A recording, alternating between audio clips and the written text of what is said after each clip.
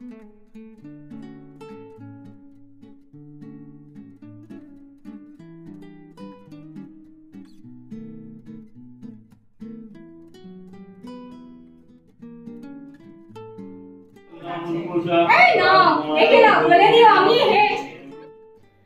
Morning everyone, আমি সৌমি আর আমার চ্যানেলের আরও একটি নতুন ব্লগে আপনাদের সবাইকে স্বাগত। শুনলেনই তো, তুলিকা প্রথমেই বলল ও সংসারের হেড। তো যাই হোক, অবশ্যই মেয়েরাই সংসারের হেড, কারণ আমাদের হাতেই থাকে সংসারের পুরো চাবিকাঠি। কথাতেই আছে সংসার সুখের হয় রমণীর গুণে। মানে এখানে অবশ্যই আমার সংসার, প্রত্যেকের সংসারের কথা এখানে বলা হচ্ছে যে হ্যাঁ, সংসার সুন্দর করে রাখার জন্য মেয়েদের অবশ্যই একটা বড় সড় ভূমিকা থাকে। মানে দেখতে গেলে আমরা প্রত্যেক দিনের সকালবেলা উঠে কি রান্না হবে, রাতে কি রান্না হবে, বাবুই মানে সন্তান কখন পড়তে যাবে, সে কি খাবে, তার কি পছন্দ, তার কোনটা লাগবে, বা কাকে কি গিফট করতে হবে সময় সময়, পুজো হোক বা কোনো অকেশনালি, বা এইগুলো অবশ্যই কিন্তু আমরা খেয়াল রাখি। মাসের বাজার, মানে কোথার থেকে কিনলে জিনিসটা খরচ কম হবে। যেমন আমি একটা কথা বলতে পারি, আমি কিছু কিছু কথা বলতে পারি যে ক্ষেত্রে অল্প আয়ে আমরা কিন্তু বেশ কিছু সেভিংস করতে পারি। লাইক আমি খেয়াল করেছি কেনাকাটির সময়, আমি ভীষণ যেহেতু কিনতে ভালোবাসি, তো সেখানে আমি খেয়াল করেছি এমনি তমাল যখন বাজার থেকে বাজার করে আনি, তখন না আমি খেয়াল করেছি কিছু কিছু জিনিসের দাম শপিং মলের তুলনায় থাকে বেশি। তো আমরা যদি মাসের কিছু বাজার যদি শপিং মল থেকে করতে পারি, সেখানে যেহেতু ডিসকাউন্ট পাওয়া যায়, তাহলে কিন্তু একটু হলেও আমাদের সেভিংস হবে। আবার মাসের বাজার যদি আমরা একসাথে করি, ধরুন আমরা একটা লিস্ট করলাম, অবশ্যই কিন্তু লিস্ট করা প্রয়োজন যে আমার কোনটা লাগবে আর ঠিক কতটা লাগবে, না হলে বাজারে গিয়ে আমরা আনতাবড়ি জিনিস কিনে আনলে সেগুলো কিন্তু বেশি দিন থাকলে নষ্ট হয়। তো যাই হোক, মাসের বাজার আমরা যদি একসাথে গিয়ে কিনে আনলাম, এবার ধরুন কিছুটা জিনিস আমাদের রয়ে গেল, তো সেটা আমরা দেখব বেশিরভাগ সময় পরের মাসে সেটা আর লাগে না, অন্তত আমার ক্ষেত্রে তো তাই হয়। আরও একটা জিনিস আছে, যদি আমার ইনকাম 10টা টাকা হয় বা 100 টাকা হয়, তাহলে আমরা চেষ্টা করব সেখানে 98 টাকা বা 2 টাকা সরিয়ে রাখার, আর চেষ্টা করব অবশ্যই ওই 8 টাকা বা 98 টাকার মধ্যেই সমস্ত কিছু খরচ কমপ্লিট করার।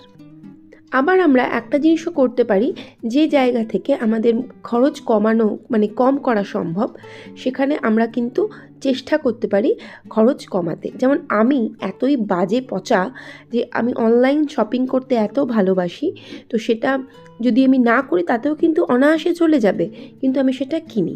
তো এইটা বন্ধ করা উচিত, তাহলে যেটুকু টাকা থাকবে সেই টাকাটা আমাদের কিন্তু সঞ্চয় হয়ে যায়। এইভাবেই কিন্তু আমরা মানি ম্যানেজমেন্ট করতেই পারি। আমরা যে প্রত্যেক দিন কাঁচা বাজার কিনি, মাছ কিনি, সেগুলো গুড হ্যাবিট, খারাপ নয়, কিন্তু আমাদের বাচ্চাদের বা বড়োদেরও কিছু কিছু ক্ষেত্রে আমি দেখেছি হ্যাবিট আছে জাঙ্ক ফুড খাওয়া, মানে বাইরের খাবার খাওয়া। সেটা তো ডেফিনেটলি আনহেলদি, এটা নিয়ে কোনো ডাউট নেই আমাদের। তো সেক্ষেত্রে আমরা করতে পারি যেটা আমরা খুব ভালোবাসি যে খাবারটা খেতে, সেই খাবারটা কিন্তু আমরা নিজেরা ঘরে বানিয়ে খেতে পারি। তো সেখানে কিন্তু টাকাটা অনেকটা কম লাগে, আর যে টাকাটা বাঁচে সেই টাকাটা আমরা রেখে দিতে পারি। এখন অনেকেই বলতে পারে না, আমাদের প্রচুর পয়সা, আমাদের সেভিংস করার দরকার নেই, কিন্তু আমরা যারা মধ্যবিত্ত ফ্যামিলি থেকে বিলং করি তাদের কিন্তু প্রয়োজন আছে, কারণ আমাদের আশা থাকে আমরা সন্তানকে খুব সুন্দর করে মানুষ করব, তাকে অনেক বড় করব। আর আজকের তারিখে দাঁড়িয়ে একটা বাচ্চাকে খুব বড় জায়গায় প্রতিষ্ঠিত করতে গেলে সত্যি কথা বলতে অনেকটা টাকা দরকার হয়।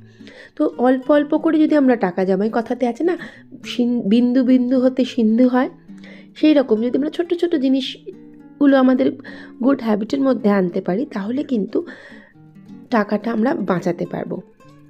এখানে আরও একটা কথা, আমাদের প্রত্যেকের কিন্তু একটা সেভিংসের বই থাকা উচিত।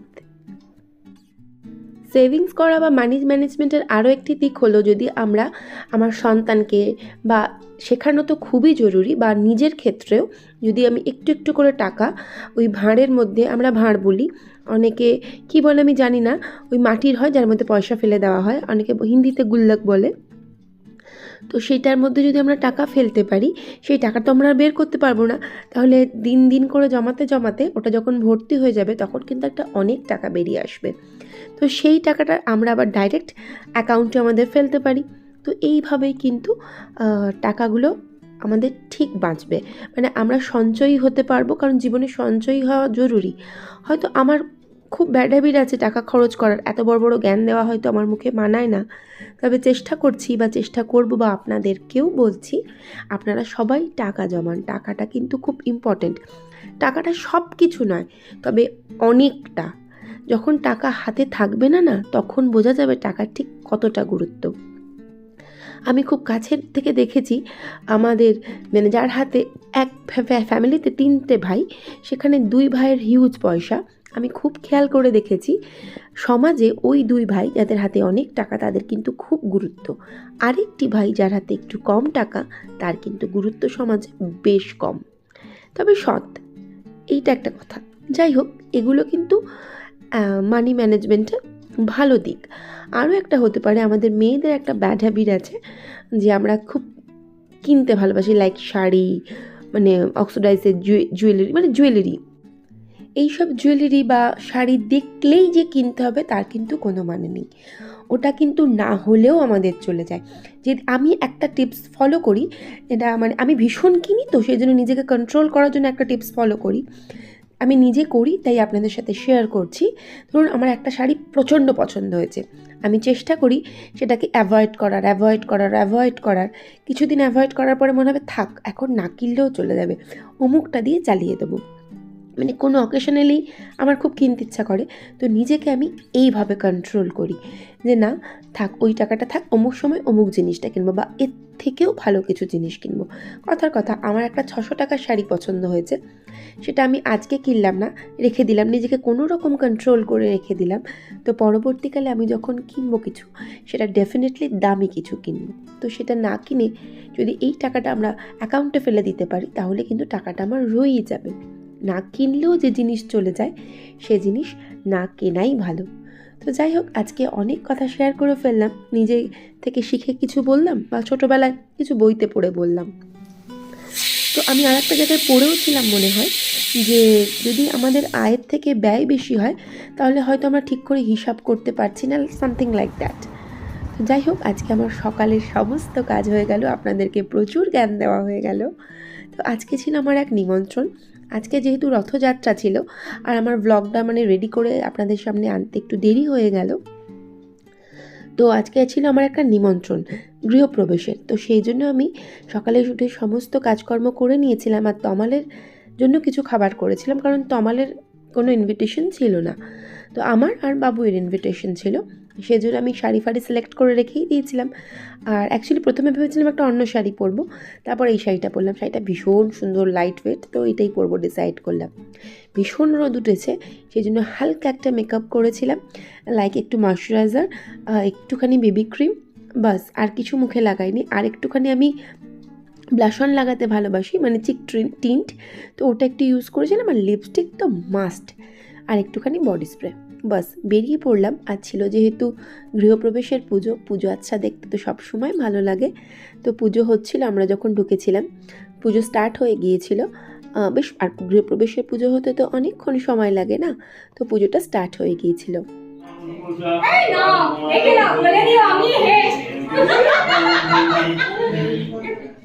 তো এদের বাড়িতে গিয়েছিলাম। এ হলো তুলিকা, আর ওই পাঞ্জাবি পরে বসে আছে বাচ্চাটা, ওর হচ্ছে ছেলে। তুলিকার ছেলে হচ্ছে সত্রিয়, আর সত্রিয় হচ্ছে এই যে আমার ছোটো ভাসুরপো, ওর বন্ধু।